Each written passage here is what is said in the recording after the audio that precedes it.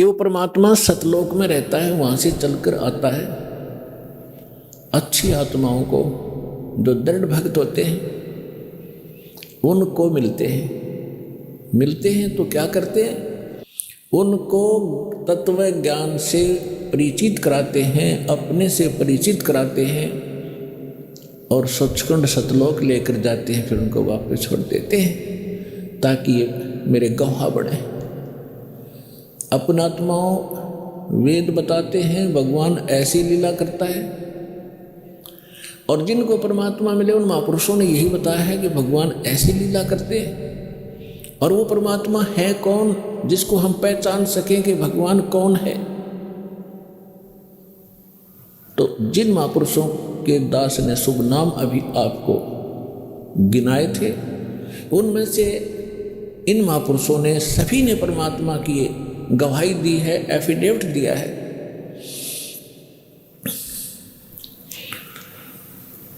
आदरणीय धर्मदास साहिब जी ने यही कहा है, और यही मलुकदास जी साहिब ने कहा है कि सतलोक से चलकर आए, अमर लोक से चलकर आए, गति करके आते हैं परमात्मा। काटन काल की जंजीर, काल ने हमारे को क्रम बंधनों से बांध रखा है, और क्रम के बंधन को समर्थ परमात्मा सत्य पुरुष ही काट सकता है, परम अक्षर ब्रह्म ही काट सकता है। क्रम के बंधन को, कर्म को, प्रारब्ध में किस्मत में लिखे हुए लेख को या संचित कर्म को न तो श्री ब्रह्मा, ना श्री विष्णु, ना श्री शिव, ना देवी दुर्गा, और ना ब्रह्म ना परब्रह्म, केवल परम अक्षर ब्रह्म ही काट सकता है। वो इसके अतिरिक्त और नहीं उस कर्म की बेड़ी को नहीं काट सकते।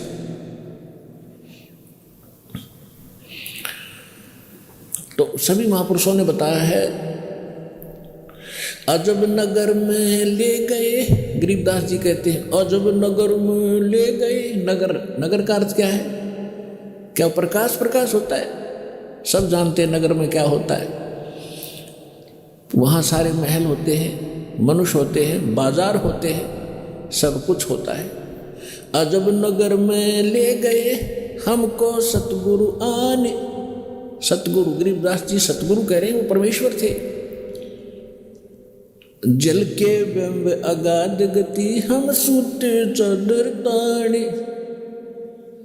हमको परमात्मा आकर लेकर गए अजब नगर में, बहुत ही अनोखे शहर में ले गए, सतलोक में। और वहाँ जाने के बाद हमें पता चला सारी कहानी का, हम कौन हैं, कहाँ फंसे हैं, और यहाँ वापस कैसे आ सकते हैं अपने लोग को।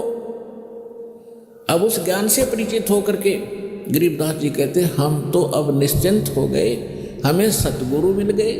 सतगुरु मिल गए तो सत्संग भी मिलेगा, सत्संग के साथ साथ फिर सच्चा भक्ति विधि मिलेगी जिससे हम वहाँ जा सकते।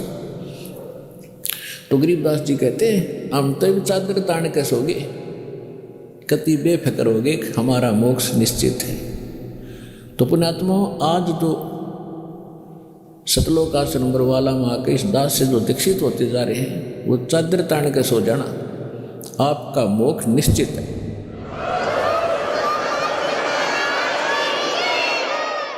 लेकिन रहना मर्यादा में, और मर्यादा में भी तभी रहोगे जब आपको यहाँ का दुख दिखेगा और वहाँ के सतलोक के सुख का आपको आभास होगा। और फिर धीरे धीरे कैसा समाज बनेगा, या माया की जो दौड़ है, या आग लगी हर एक के अंतःकरण में, या शांत होगी। आप माया के पीछे किस लिए भाग रहे हो? बड़ी कोठी बनाऊंगा, गांव नगर में मेरी शोभा होगी, फिर लड़का लड़की ब्याहूंगा, खूब बैंड बाजे बजवाऊंगा, तू करवा के, और खूब दान दूंगा, लोग देखेंगे बड़ा दान करा भाई इसने। तो ये दोनों बीमारी आपका समझ में आ जाएंगी कि आज तू बेटी ब्याह रहा है या बेटे का ब्याह कर रहा है, और कल मृत्यु होगी, फिर कहाँ गए तेरे वो तू टक्कर मार कर रोएगा। तो पुण्यात्माओं, यह सच्चाई है। आज तक को बताने वाला दृढ़ता से सामने आ नहीं सका। ये सारे नकली हैं, ये केवल वही बातें करते हैं जो समाज में अच्छी लगे। वो डॉक्टर नहीं होता, जो ब्लड प्रेशर के मरीज को, हाई ब्लड प्रेशर के मरीज को कह घी खा ले छिक है, वैसे खा कोई दिक्कत नहीं, वो दुश्मन है उसका। तो पुण्यात्मा इसी प्रकार के जितने भी हैं ये सच्चाई नहीं कह सके, क्योंकि उनके ऊपर परमात्मा कबीर का पंजा नहीं था। इस दास के ऊपर दया हुई है, संघर्ष बहुत करना पड़ रहा है, लेकिन परमात्मा का साथ जिसके साथ होता है वो हार नहीं होती उसकी, क्योंकि हमारा उद्देश्य कल्याण है। पूरे विश्व का कल्याण लेकर चल रहे हैं हम, पूरे मानव का कल्याण होगा, पूरे प्राणियों का कल्याण होगा।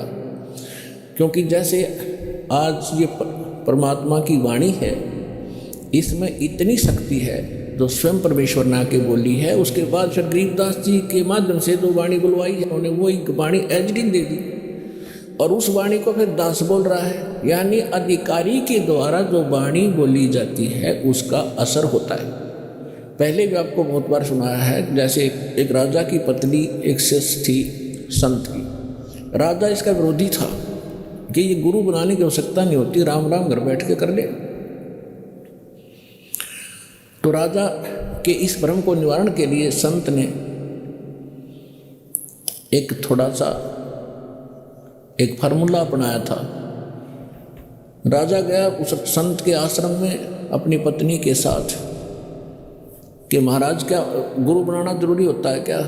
क्यों मूर्ख बनाते हो जनता को? भगवान घर बैठ के बच सकते हैं, कोई भी कर ले राम राम, इतना राम नाम ले ले। तो संत जी ने सोचा ये राजा है, यहाँ नाराज घना हो जाएगा। जब मैंने कुछ उल्ट सुलट जवाब दे दिया तो उसको कहा, राजन अब मुझे अपनी भक्ति का समय हो गया है, इसमें काफ़ी समय लगेगा, मैं आपका प्रश्न का उत्तर दूंगा, मैं कभी घर आऊँगा आपके वहाँ दे दूँगा, वहाँ कभी आपको विस्तार से समझाऊँगा, तब समझ में आएगी। राजा बोला ठीक है। दिन निश्चित हुआ, राजा बैठ गया सिंहासन पर जच के, संत के लिए आसन लगवा दिया। आने की इंतजार थी कि कब आएंगे संत, अभी आने वाले हैं। सामने सैनिक बॉडीगार्ड खड़े थे, वजीर खड़े थे, कुछ बैठे थे। जब संत पहुंचे वहां पर और वहां उपस्थित सभी सैनिक जो खड़े थे उनको कहा संत ने कि ए सैनिकों, ए सिपाहियों, इस व्यक्ति को अरेस्ट करो। राजा की तरफ संकेत किया। अब वो सिपाही सोच रहे थे ये मंदबुद्धि व्यक्ति क्या बकवास कर रहा है। उस संत ने दूसरी बार फिर कहा, तीसरी बार फिर कहा, लेकिन कोई टस से मस नहीं हुआ। तो राजा ने सोचा इसका दिमाग खराब हो गया इस संत का, ये मेरा राज हथियाना चाहता है। राजा ने कहा कि इसको अरेस्ट करो। सैनिकों को यही शब्द उसने बोले, यही वो संत बोल रहा था। राजा के कहते ही उस संत को 4-5 सिपाहियों ने आके जकड़ दिया। अगले आदेश की इंतजार थी, अब इसका करें क्या। तब संत ने कहा कि हे राजन, तुम घर आए व्यक्ति का ये ऐसा ही सलूक करते हो क्या? राजा ने कहा कि आप क्या कर रहे थे? कि मैं आपके प्रश्न का उत्तर दे रहा था कि आपका प्रश्न ये था, क्या घर हम खुद भक्ति नहीं कर सकते? गुरु की क्या आवश्यकता है? राजा ने कहा ये खाक उतर दिया तेरे, बकवास करने लग गया कि नहीं, सुनो जानते